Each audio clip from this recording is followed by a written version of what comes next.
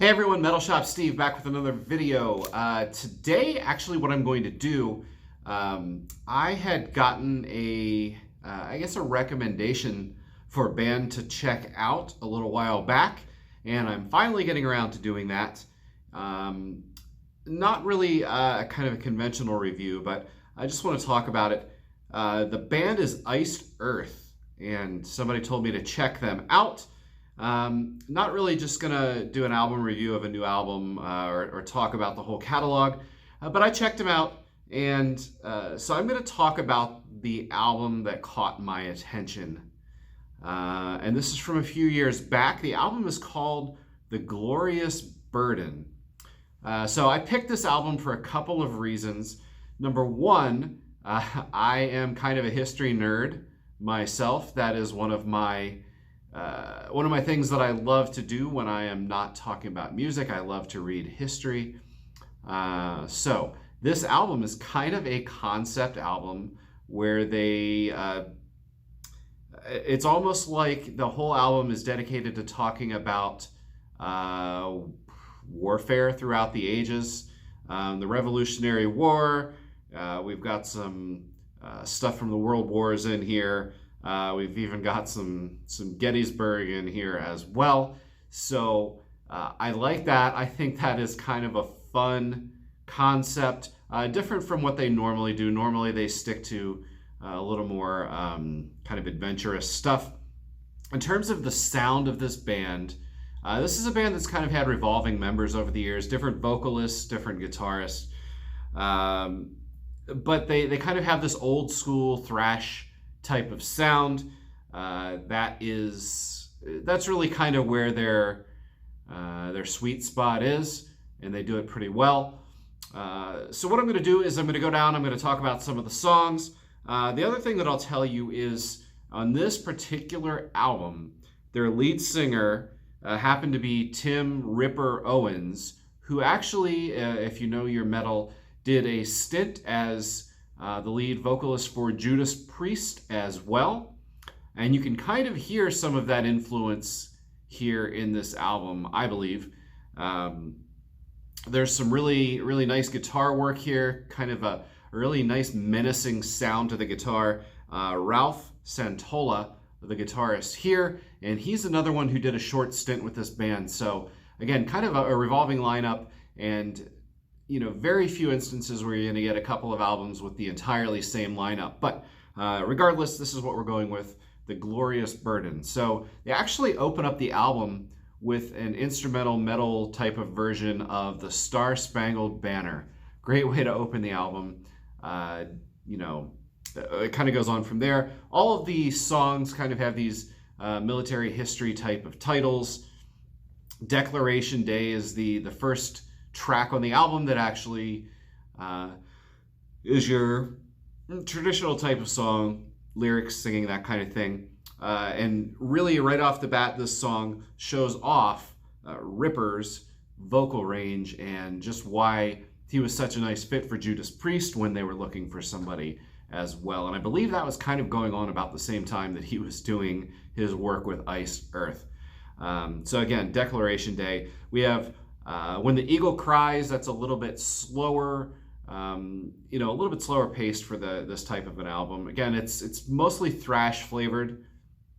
I would say if Judas Priest turned up the thrash maybe a notch or two, that's kind of what you're going to get here. The Reckoning, Don't Tread on Me is it's the fourth song up here, and that one's fast. It's got this kind of chanting chorus throughout.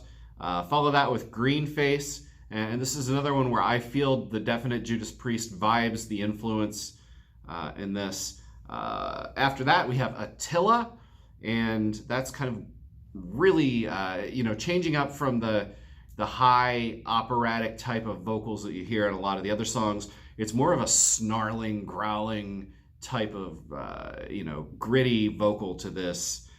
There's this pounding beat, this pounding tempo throughout. After that, we have Red Baron, Blue Max. There's this one nice section in here, some really cool, I don't even know if I'd call it a guitar solo, but some really nice fretwork, showing off a little bit of what they can do. Holloman after that. That has a slow acoustic intro.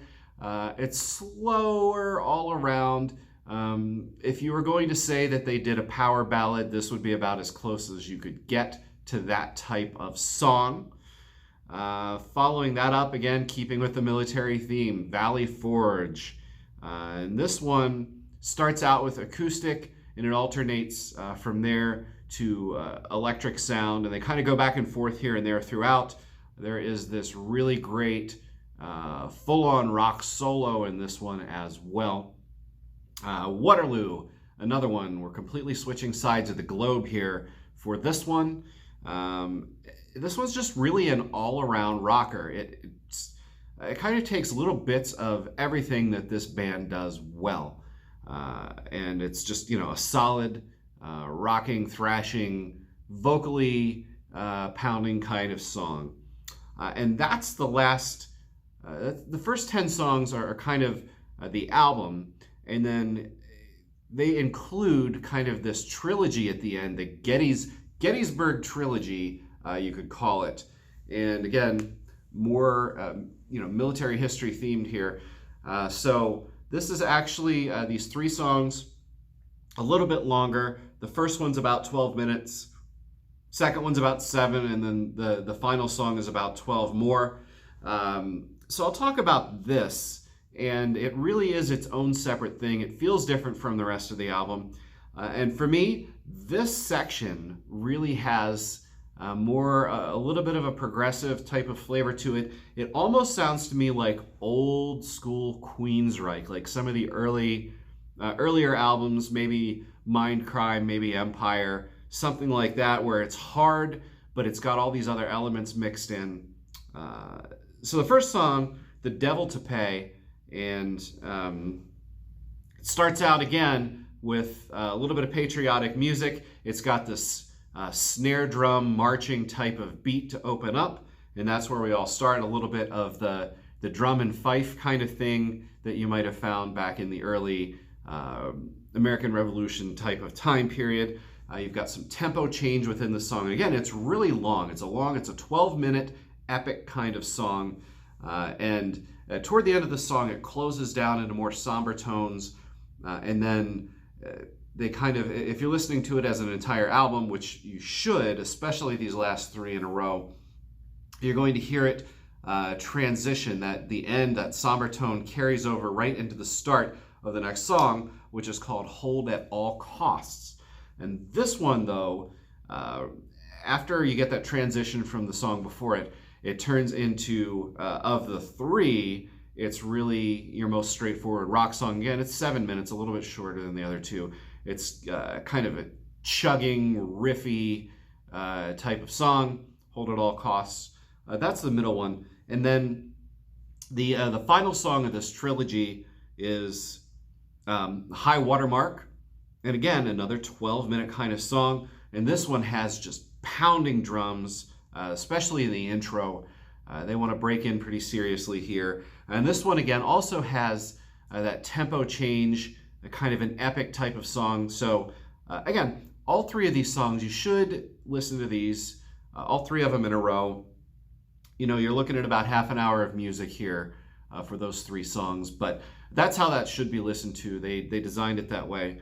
And it, again, for me, kind of a progressive feel to it, kind of a Queensryche, some kind of old school progressive type of sound to it there.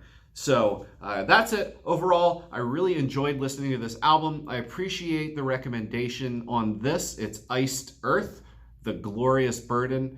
And again, kind of, you know, thrashy and a lot of good stuff here to this. And if you like Judas Priest, and if you liked the little bit of stint that Ripper Owens did with Judas Priest, you're going to enjoy the vocals on this one too. Aside from just the thrashy feel to it, the vocals are very priesty.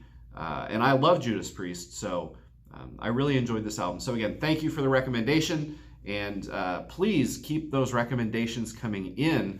I'm always happy to listen to some stuff and take a listen and then talk about it. So as always, thank you for coming by. If you like it, subscribe, like the videos, and comment. Keep me informed. Until next time, thanks.